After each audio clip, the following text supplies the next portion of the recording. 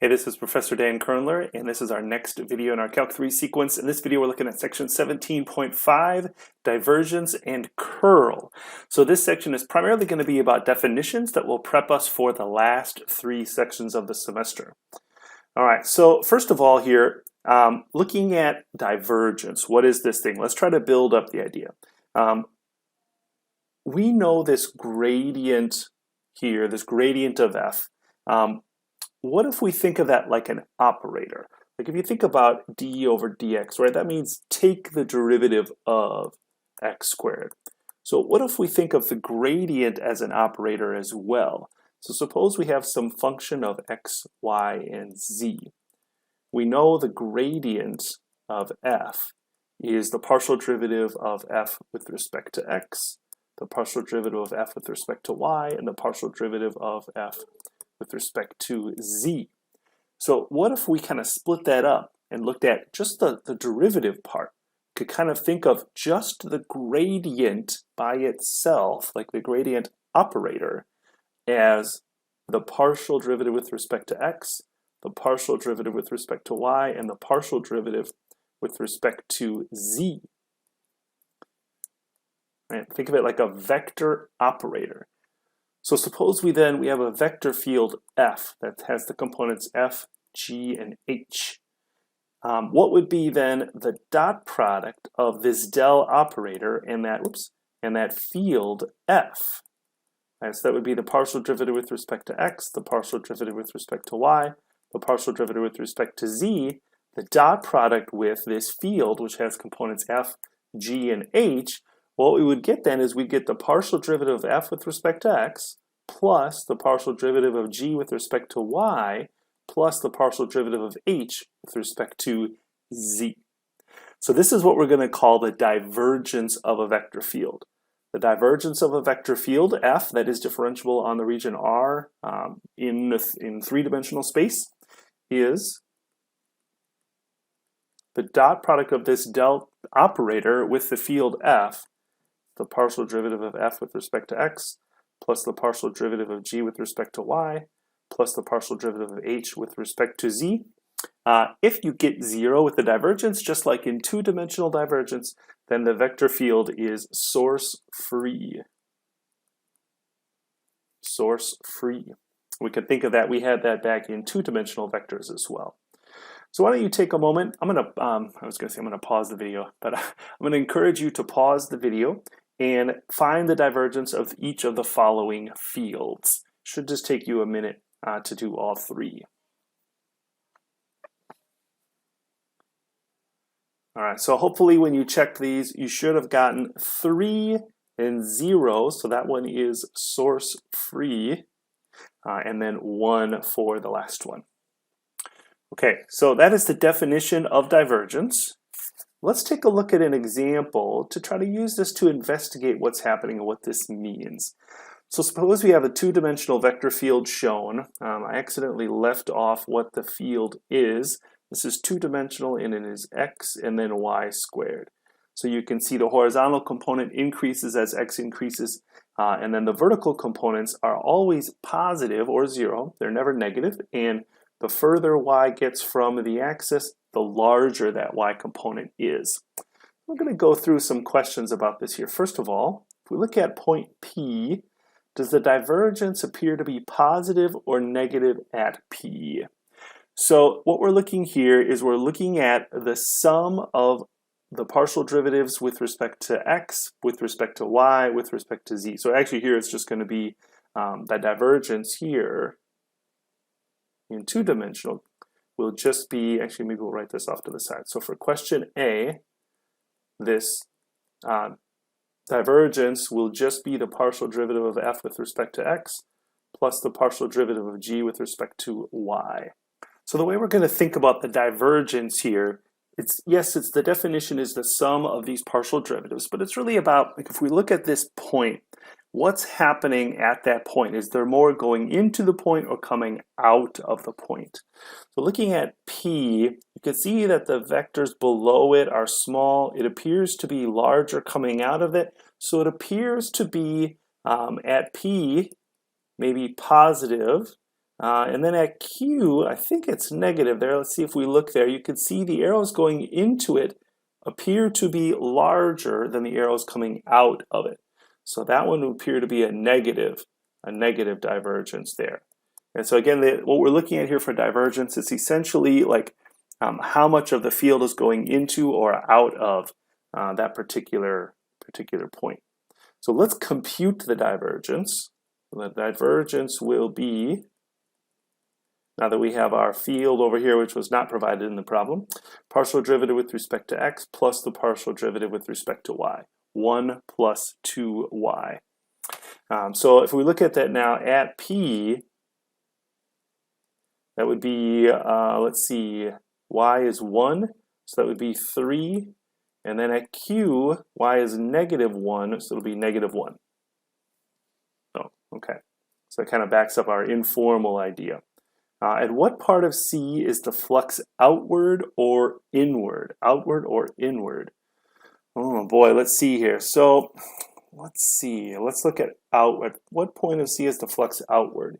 You can see up here, it's smaller coming in and then bigger coming out, which seems to be the case, I don't know, until about here, about halfway down there, because then once we get down here, we've got bigger coming in and then smaller coming out. So it appears to have a small, like a negative one down there, and of course that's where Q was. So maybe for part C, maybe at about y approximately equal to 1/2, negative 1/2 maybe? All right, and then the last question is the net outward flux across C positive or negative? So the net flux, if we look back at, I believe it was section 17.2 at the end here, the net flux is the sum of F and the dot product with N ds, but then we have the Green's theorem, which says, where's our flux? That's circulation version.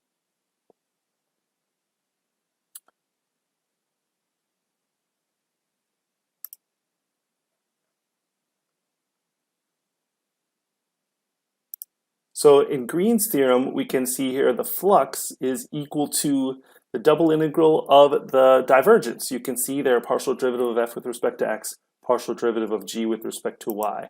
That is the flux. I wish it wouldn't reset everything here. So the net flux will be the double integral over the region of the divergence of f dA. That's the double integral over the region. The divergence we said was 1 plus 2y dA. This is a circle radius 2 centered at the origin, so it seems easiest to do this in polar coordinates. It was 0 to 2, 0 to 2 pi, 1 plus 2, and y is r sine theta, and then we have r dr d theta. We'll distribute the r plus 2r squared sine theta d theta. Let's see, 1/2 r squared plus 2/3 r cubed from 0 to 2 sine theta d theta. Let's see, plugging in 2, we're going to have 2 plus 16/3. Let me see there. Oh no, what am I doing here?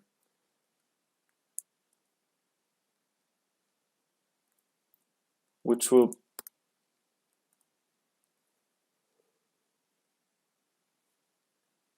be the integral from 0 to 2 pi. We'll have 1/2 r squared plus 2/3 r cubed sine theta from 0 to 2 d theta. Let's see, 0 to 2. R squared is 4, half of 4 is 2, and then r cubed is 8 times 2, 16/3 sine theta d theta.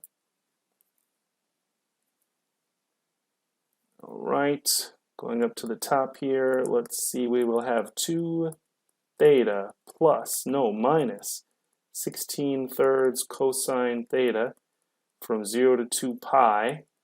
That'll be 4 pi minus 0 minus 16/3. You know what? It's cosine of 2 pi minus cosine of 0. And those are equal. And so we just get 4 pi. What that is telling us then that there's a net positive flux across that curve. So yes, there are some coming in and some going out, but there's more going out than there is coming in. There's a net positive flux going across this curve C. All right, let's move on. And we talked about, we were going to give the definition of divergence and curl. We've talked about curl before. The two-dimensional curl is the partial derivative of g with respect to x minus the partial derivative of f with respect to y. In 3 dimensions, it's this cross product, which sounds bad. It kind of is.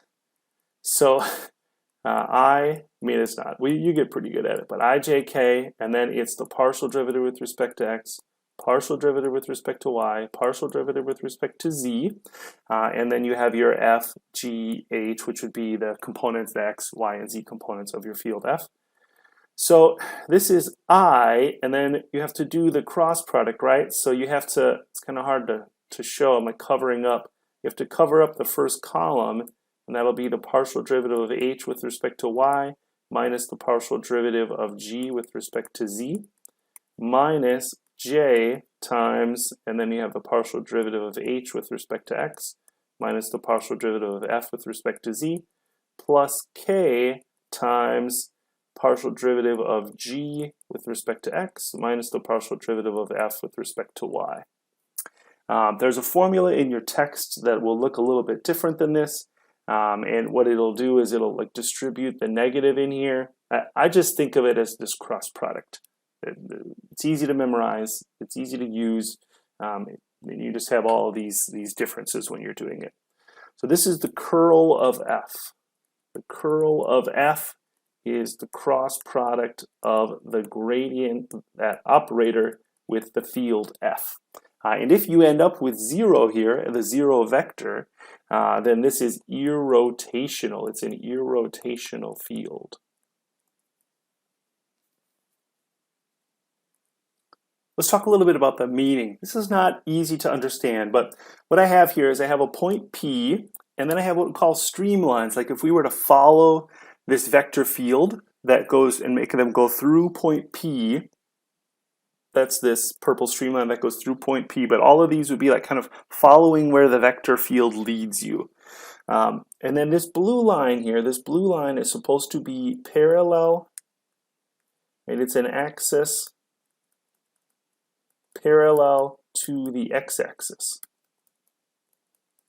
So there's parallel to the x-axis. What that component in the curl is, that first component there, the I component, partial derivative of h with respect to y minus the partial derivative of g with respect to x. What that is it's the rotation around that axis that's parallel to the x-axis.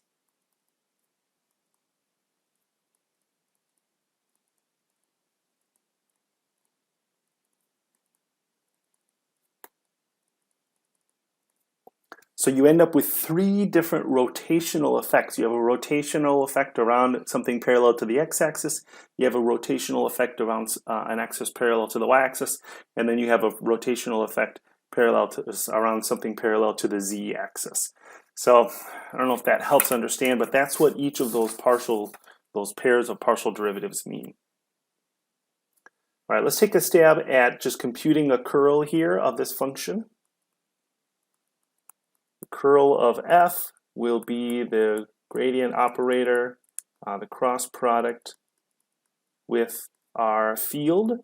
So we have I, j, k, partial derivative with respect to x, partial derivative with respect to y, partial derivative with respect to z, and then negative 4x squared, xy z squared, 5xz. And let's see, so that's I, and then we'll have to take the partial derivative with respect to y of 5xz minus the partial derivative with respect to z of xyz squared, so 2xyz, right? Minus j, and then let's see, partial derivative with respect to x of 5xz, that's 5z, minus the partial derivative with respect to z of negative 4x squared, that's 0, plus k times, and then let's see, partial derivative with respect to x of xyz squared, so yz squared, and then the partial derivative with respect to y of negative 4x squared, that's 0. So it looks like we get negative 2xyzi, and I'm going to call it plus, oh no, minus, that's fine, negative minus 5zj, and then plus yz squared k. And that is our divergence for that particular field. All right, we're going to finish with some properties and then a couple theorems. Properties of divergence in curl. First one, if we find the divergence of a sum of two fields, you can add the individual divergences, you can add the divergences together from the two individual fields. Constants, because we're just doing dot products, constants can be essentially factored out. Cross products are similar, and so this isn't always true, but for the gradient operator, you have this same kind of like distributive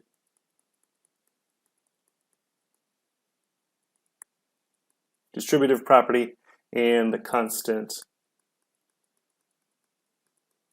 can come out in front here as well.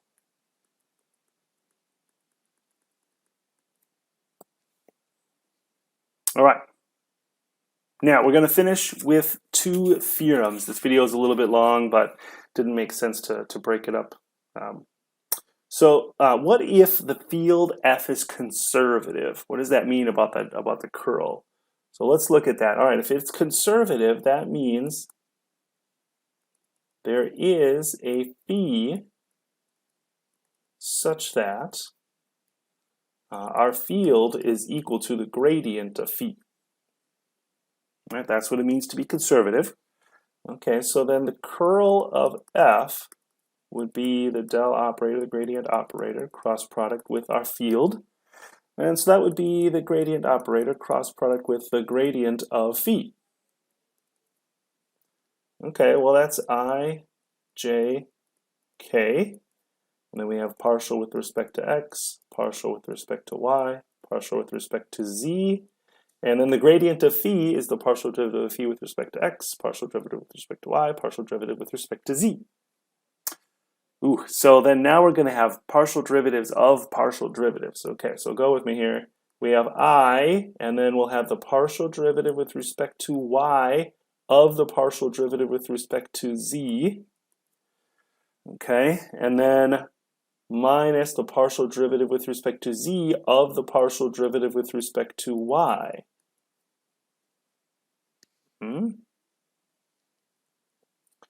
All right, minus j times, and then the partial derivative with respect to x of the partial derivative with respect to z, minus the partial derivative with respect to z of the partial derivative with respect to x, plus k times, similarly here, the partial derivative with respect to x of the partial derivative with respect to y, minus the partial derivative with respect to y of the partial derivative with respect to x. Okay, now, hopefully you are thinking, wait a minute, mixed partial derivatives are equal, 0, 0, 0, you get the 0 vector. Aha, the 0 vector. So here's the theorem. The curl of a conservative vector field, assuming we're on an open region and the field is the gradient of some phi, and phi has all continuous second partial derivatives, then the curl of f, which is the gradient operator cross product with our field f, which in this case will be the gradient operator, the cross product with the gradient of some phi, will be equal to the zero vector. What that means is if you have a conservative field, your field is irrotational. Irrotational. Okay, one last theorem. So the question here is, what is the divergence of the curl? Divergence means you take the delta operator and do the dot product with whatever your field is. The curl says you take the cross product. All right, so let's try this. The divergence of the curl of f. This will be the gradient operator dot product with the gradient operator cross product with f. Okay, this is partial derivative with respect to x, partial derivative with respect to y, partial derivative with respect to z. Dot product with, and let's see if we can scroll up and get that. We're just going to use the subscript notation. Oh, we're not going to remember all this, are we?